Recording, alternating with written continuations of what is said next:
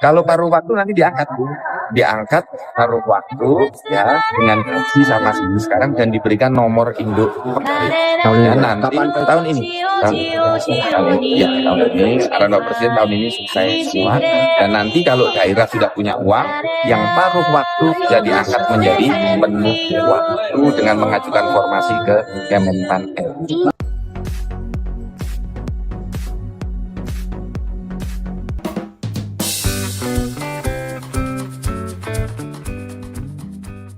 Assalamualaikum warahmatullahi wabarakatuh. Apa kabar rekan-rekan semuanya? Wabil khusus rekan-rekan tahap 2, kemudian yang TMS pada tahap 2, serta rekan-rekan berstatus R2 dan R3.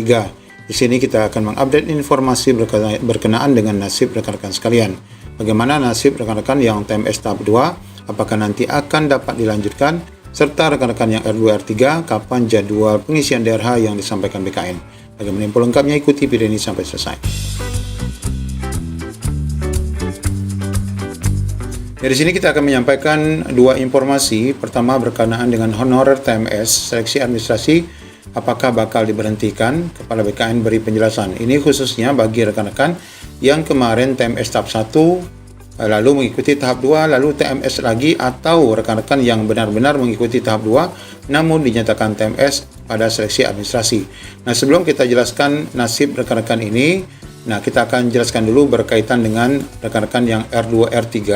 Di sini ada beberapa informasi yang berkaitan dengan status R3 ya, R2, R3, di mana kita kemarin menyampaikan informasi memo presiden berkaitan dengan pengangkatan rekan-rekan.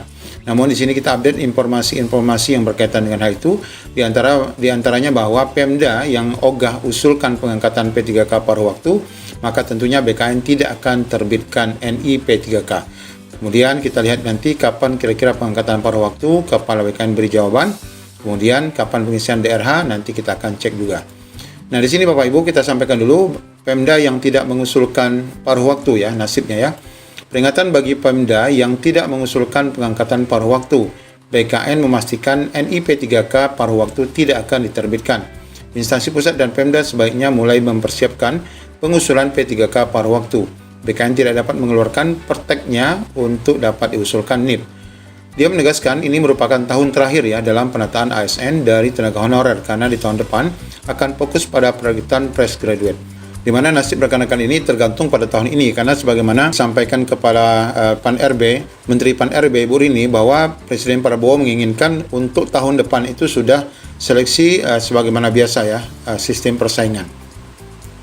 Memang kata Prof. Zudan, pengangkatan P3K paruh waktu akan dimulai setelah Oktober. Itu karena pemerintah fokus pada tahap 1. Kami selesaikan dulu P3 tahap 1 karena NIP yang diterbitkan itu adalah lebih dari 1 juta. Dia mengimbau kepada seluruh instansi pusat maupun daerah tetap menganggarkan gaji honorer selagi belum diangkat menjadi P3K full maupun paruh waktu. Nah, jangan sampai honorer yang sedang mengikuti seleksi ini tidak digaji karena sudah ada suratnya. Zudan juga menekankan agar PPK, instansi pusat dan daerah, tidak juga memberhentikan honorer dalam masa tunggu pengangkatan. Nah, ini Bapak Ibu, ini berkenaan dengan rekan-rekan yang tidak diusulkan ya, Pemda yang tidak mengusulkan. Nah, pastikan juga rekan-rekan dapat memantau ya aktivitas kinerja dari Pemda masing-masing untuk melihat apakah Bapak Ibu dapat diusulkan nantinya.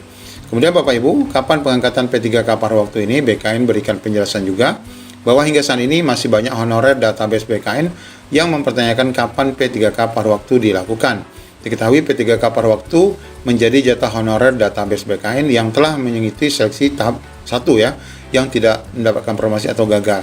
Ini juga bukan hanya database BKN ya, tapi juga yang 3 tahun di negeri ya, lebih dari 2 tahun di negeri. Ya, tentu saja mereka adalah yang tidak mendapatkan formasi. Nah, sudah beberapa kali Prof. Zudan meminta instansi pusat untuk mempersiapkan pengusulan paruh waktunya. Prof. Zudan tidak dapat mengeluarkan perteknya tanpa usulan dari instansi. Nah, berkaitan dengan pengangkatan paruh waktu ini dijelaskan perkembangan terbaru bahwa Prof. Zudan kembali meminta instansi untuk mempersiapkan usulan.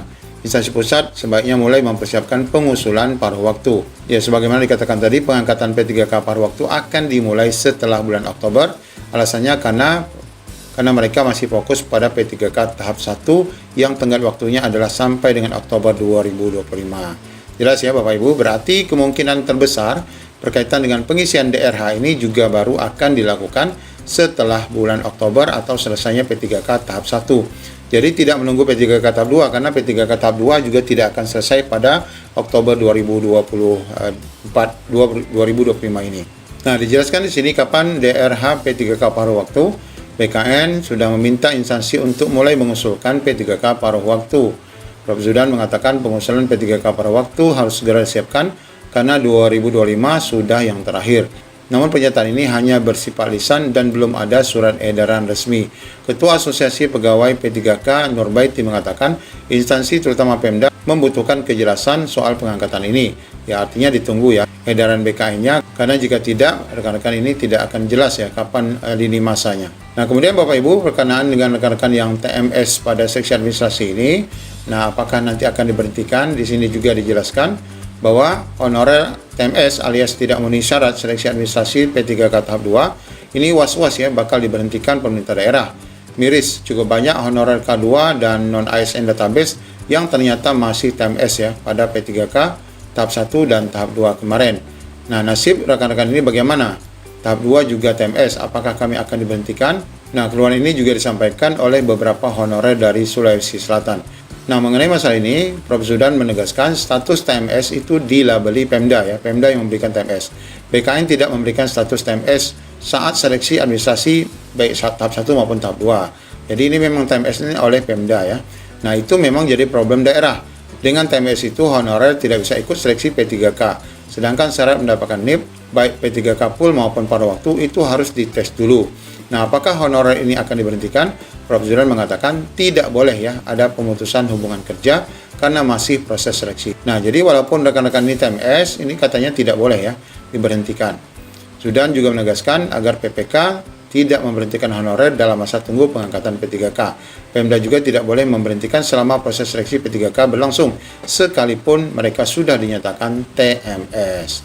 Nah, demikian ya rekan-rekan semua, nasib rekan-rekan yang dinyatakan TMS yang tentunya terkatung-katung, dan kita tentu akan menunggu kebijakan P3K tahap 3 atau P3K 2025 yang sebenarnya ini baru akan dimulai setelah selesainya P3K tahap 1, kemudian penyelesaian R2 R3 bagi rekan-rekan yang akan diangkat menjadi paruh waktu.